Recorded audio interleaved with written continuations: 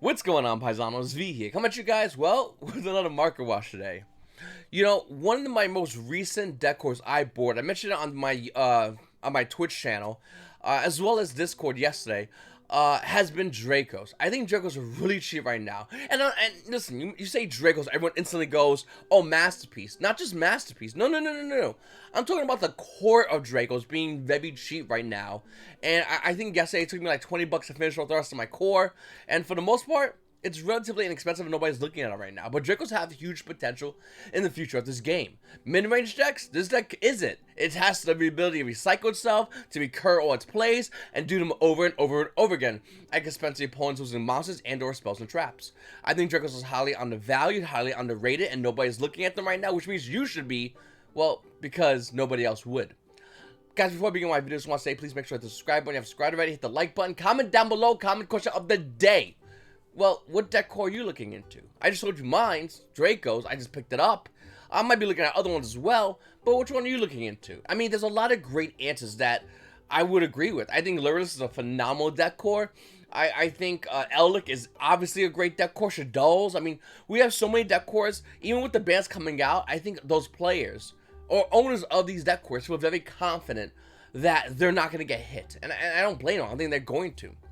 Especially with Dracos, when they have Domain and True Monarchs to lock your opponent out of the extra deck. This card's insane. Not hit by the ban, as you say? That okay, sure. Makes Dracos good. Dracos now are playing like a Numeron variant, and it's not bad, but if you see my Ban's prediction video, I think Utopic Zexal should be banned, because that card is broken. If that card's not banned, well, we will see more than likely Numeron Dracos in the future. Wouldn't be surprised. And especially with this cheap deck core variant of this card running around, wouldn't surprise me whatsoever.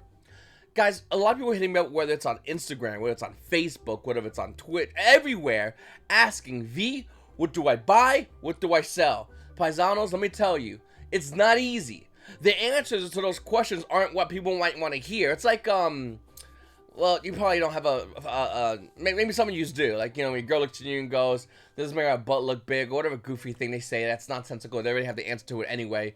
And if you say the wrong answer, they argue with you. You ever had that with somebody, like, they actually opinion, but in their mind they already have the answer, they just need you to, like, justify that answer, you know? So, like, you go, oh, no, it don't look big at all. I can feel myself ripping over through the, you know, whatever, and you're like, all right, then your ass is big. What do you want from me? Like, what do I... If you know the answer, why you would ask me this? That's how I feel every single time. Hold on. Every single time you guys ask me a question. If you know the answer to your own question, answer it. If you don't know the answer, I'll tell you my response, and you take that and do whatever you want. But so many times in the past 4 or 5 days, I've been getting that question. V, do I buy or do I sell Red Eye Dragoon? Do I buy or do I sell this card? The card's a $50 market price. The market price is roughly around the current price point, which is still roughly around $50. Do I buy or do I sell it? V, does Dragoon make my butt look big? You sell this card because this card is broken out of its mind. It's gonna get banned, and anything else that's Dragoon related, we'll talk about in a second, should be sold as well because it's broken and not good for the game. More than likely, Konami's gonna see that, and in order to promote a new product, they have to pop the old product. Some of you might say, V, there's a chance Dragoon's gonna get a reprint. Konami can make money off it. Sure there is, but this card is so unbalanced, it's probably not going to happen, and I think it's going to get banned. Once again, there are people out there who will be asking this question, V, do I buy or sell, do I hold or sell Dragoon? And I go, you sell it, and they go, but I like it. Alright then, shut up, you go buy it. Like, I don't know what to tell you guys. If you know your answers, leave me alone. I'm not even joking, it's been happening a lot. It keeps happening, and to the point where people are asking me questions to buy or sell, and I'm just not answering them. No offense to anybody, I love all you guys, but if you know the answer, just leave me alone. Like, I don't have time to, like, give you a good response of why you should be selling these cards or holding these cards, just to have you say the opposite. If you know the answer, I'm not gonna, like, I'm not trying to add vindication to what you believe in. You do whatever you want to do. Look all the way down in my videos, when you look at my description, it says, you have to buy not one card. You don't have to sell one card when watching my content. You can watch me say all these claims, and if I'm wrong a lot, more than likely people will unsubscribe. If I'm right a lot, well, more likely people will subscribe. That's how it works. I don't want you guys buying or selling off what I'm saying. You can do whatever you want to do. I just want to really hammer that point home. But if you do appreciate the content, I would greatly appreciate if you guys can hit the subscribe button and notification bell whenever the ban list does come out. I'm going to be doing a live stream, and we're going to break it down. We're going to break the ban list down, evaluate how it affects the meta, what decks can be good for the meta, and of course, how does this impact the market and what you buy and what you should sell. We'll do that in the ban list live stream, which will be coming out, well, whenever Konami drops the ban list. Konami, hi, how's it going? Can we get a ban list already? But yeah, no, I think Dragoon is definitely a card you should be selling. I would not recommend you holding on to this card. This card is $50. Hits on the ban list, the card drops down $20. How many copies do you own? Because if you own even more than one, you sure to have sold them already. Looking at Predator Plant Verdict Anaconda, the card that used to bring out Dragoons in most cases, is $30. Let's say Dragoon got banned. Let's play a thought experiment. Dragoon gets banned and immediately goes down in value. Verdict Anaconda, you think it's going to hold a $30 price point? Well, V, you see, you make Verdict Anaconda, and then you send, like, I don't know, like, whatever. And then X deck can use that card's ability. Oh, okay. Got me. It's worth $30. No, this card should not be worth $30. This card already shouldn't be worth $30. The reason it's holding any kind of actual value, well, it's simple. It's because Verdict Anaconda brings equals Dragoon. That's it. There's no other tricks. I'm not trying to play games. I'm not tricking you. That's it. Dragoon gets banned. This card goes low in value. Up next, Forbidden Droplet. As much as I want to say to hold or to sell this card, I'll be honest, I have a playset, and you can't pry this away from me. I love this card. But I understand for the players out there watching this video right now going, V, this card with a $122 market price is roughly around, $113. Do I buy it? Do I buy it yet? And it's really hard for me to justify telling you to buy a $113 card unless the meta is in this weird defunct where we've seen it before with like Phantasme, where like it was like 120 and you had to buy to play Yu-Gi-Oh! Or just get smoked by the meta. Forbidden Droplet is not really at that level of Phantasme. I think it should go down in value. More than likely, it's not going to happen. But looking at Forbidden Droplet, I do also believe the fact that this card definitely will, you know, hopefully go down in value. I mean, that's all I can say about it. It's so expensive, unfortunately. Looking at Nadir Sir at Rise of the Duelist, I really don't know what's going to happen to this card except the fact that I think we'll see a hit Dogmatica. Why would we see a hit Dogmatica? Well, because if the format slows down, Dogmatica gets better. And that's not necessarily a bad thing as much as it is a problematic thing for those who don't own the $70 copies. And you need 3 of them, by the way. You don't play 2, you play 3 on the Nadir Sir coming out of Rise of the Duelist. The card which holds a $71 market price is still roughly around, well, a little bit over, about $75 a copy for Nadir Servant. Once again, I do think Dogmatica is a great deck, and we'll definitely more than likely see play post-banless. If you're holding your copies, you don't really need to sell it. Personally speaking, I sold all my Dogmatica stuff. I'll tell you right now.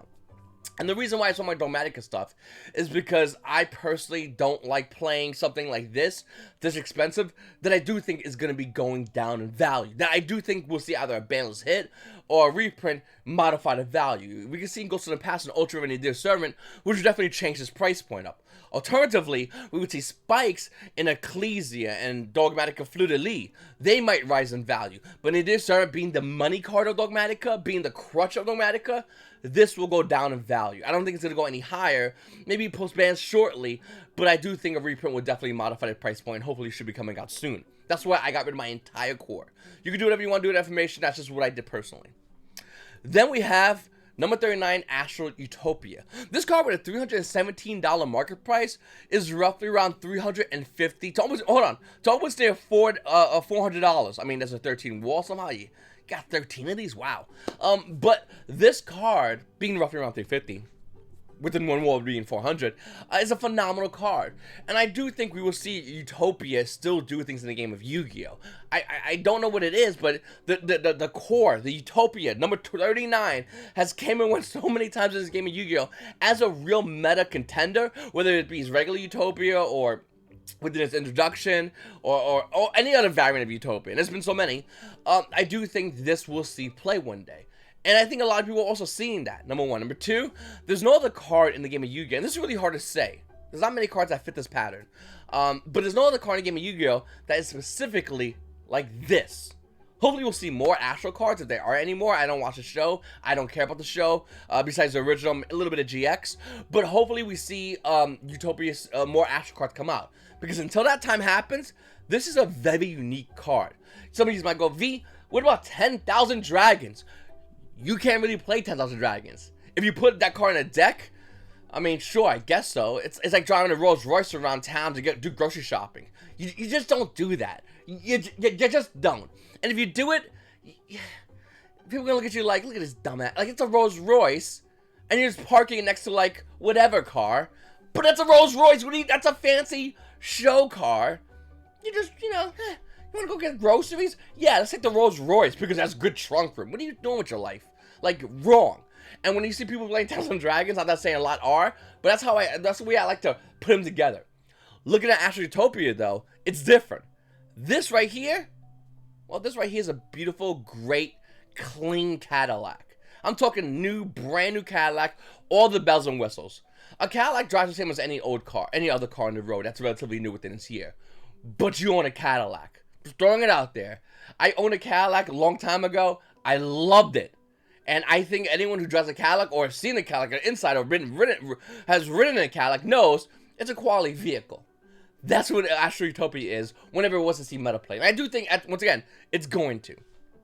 Next, guys, what's going on here, players? Like, listen, you got Adjusted Gold being $105, you got Malicious Bane being $102, and then after that, you got Curse Fury being $18, Predator Plan Tri-Fi over a ton. This car was like $5 when it came out, now it's like $7, cool. I kind of like it, personally speaking, I own a copy.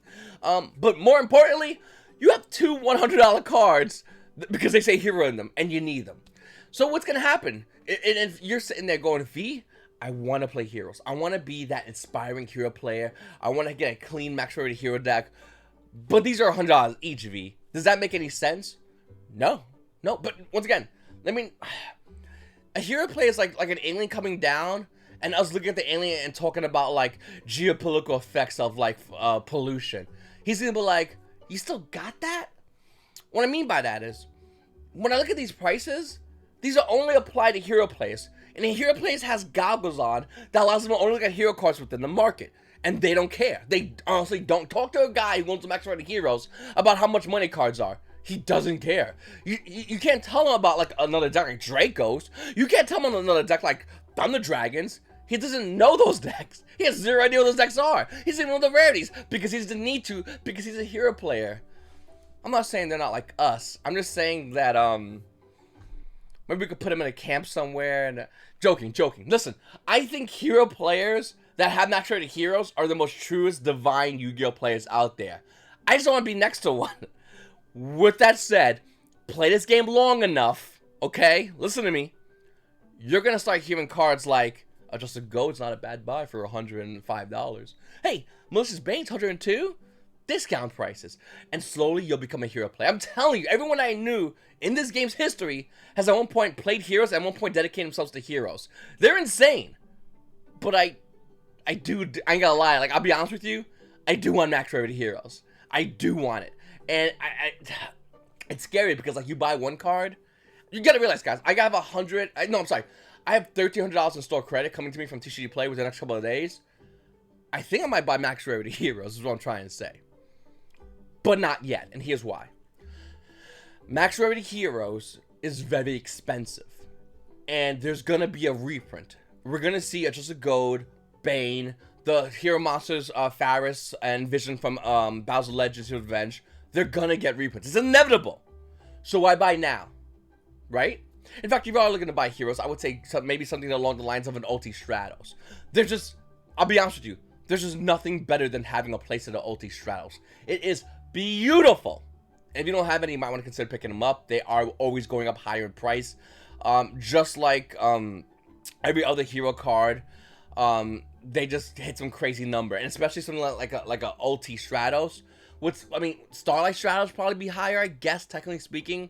Realistically, I think Ulti Stratos will always be higher. The more we pull it from the OTS pack that had the release of Ulti Stratos, even if Konami eventually releases Starlight Stratos, the Ulti will be just so high in value, so hard to get, you're going to have to just deal with it and buy the playset if you are looking to be a hero player in the future.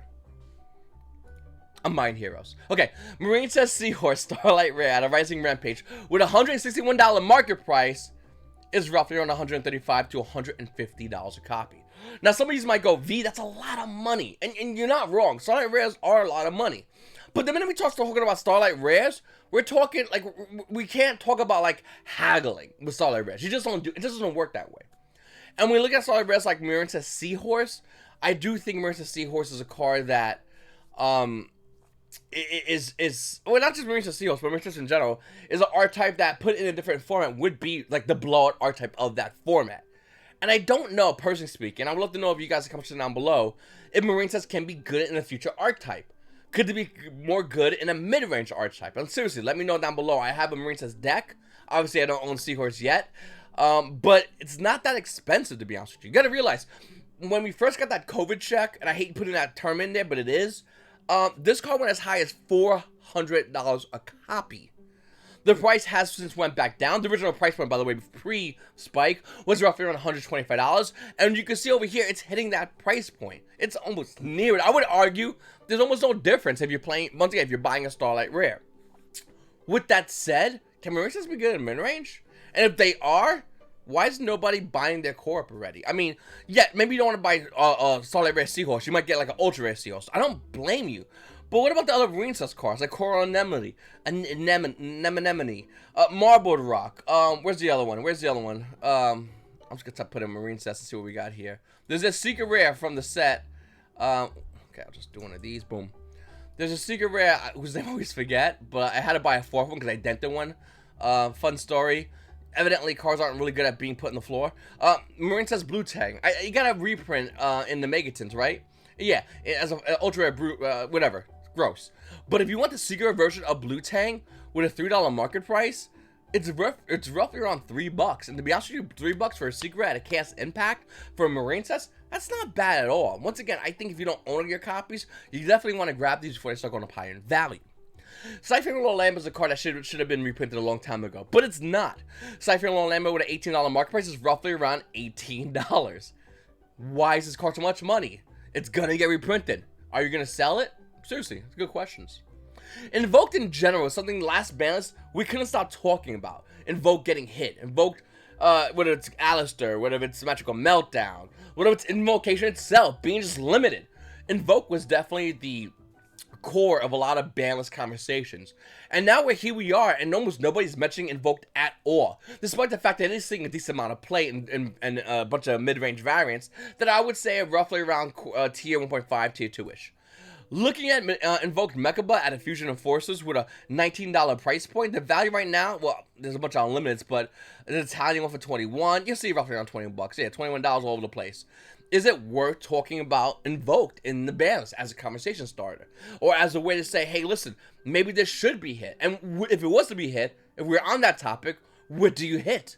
And I'll guarantee you, everyone comment down below one card that should be hit and should it go limited, semi-limited, ban, and why. Comment down below. One magical thing about people that talk about Invoked as far as it being hit in the ban list, no one can agree on one card. It just can't happen. Everyone has so many different cards that they might say, hey, listen, it should be X card or Y card. I personally think Magical Meltdown should be hit. I think it should be limited. And that's it. Done. I think Invoke could be left alone, but we have to hit Magical Meltdown. My reasoning for this is because there's almost no card. You can say like Drighton Fafnir, kind of, maybe, not really.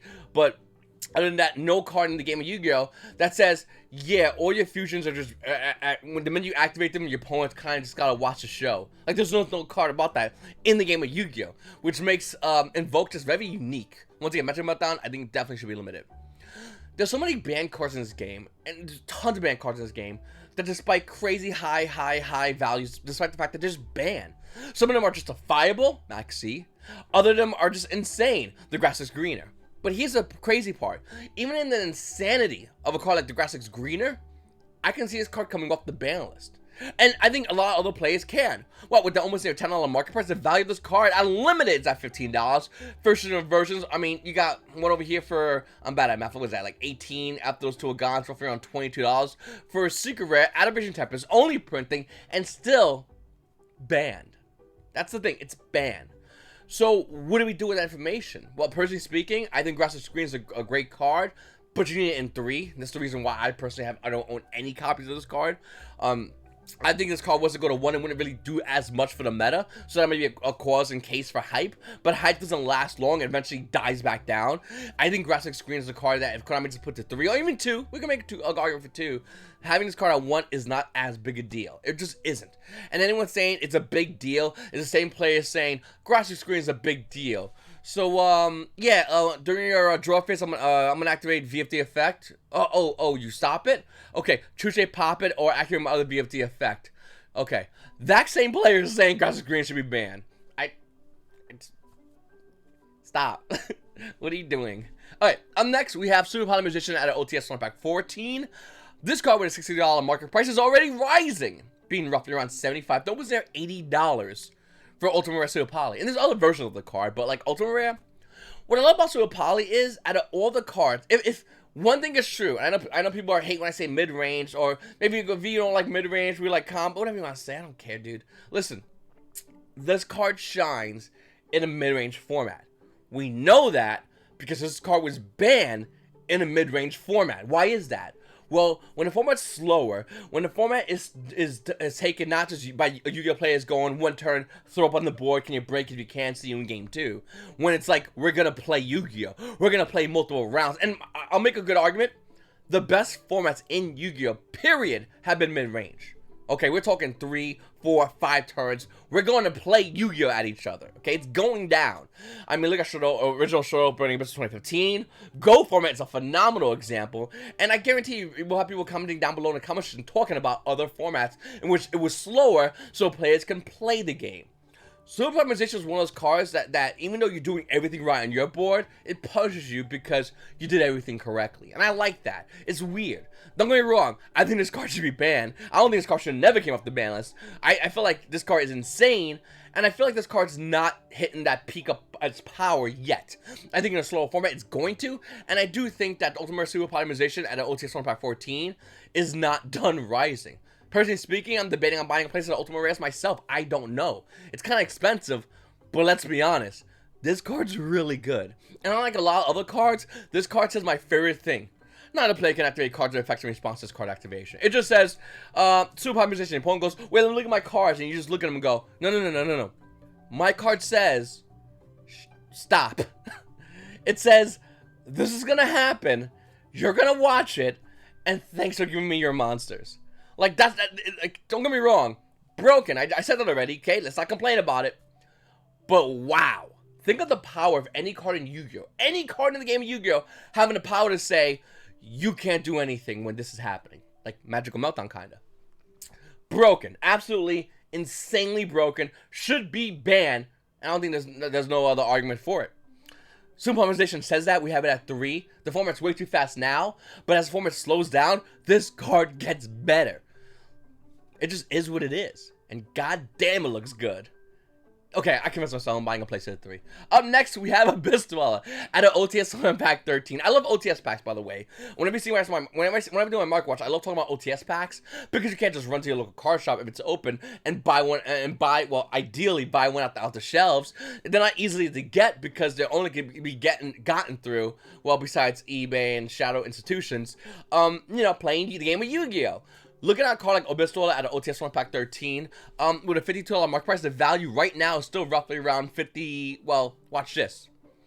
So, besides these lies, there's 51, 52, and now we're $58. This guy's 0% with 2,000 sales. What's going on with his life?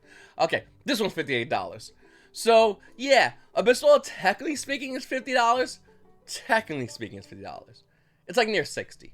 And the thing is, it's not going to slow down anytime soon. Once again, this card is amazing the slower the format is.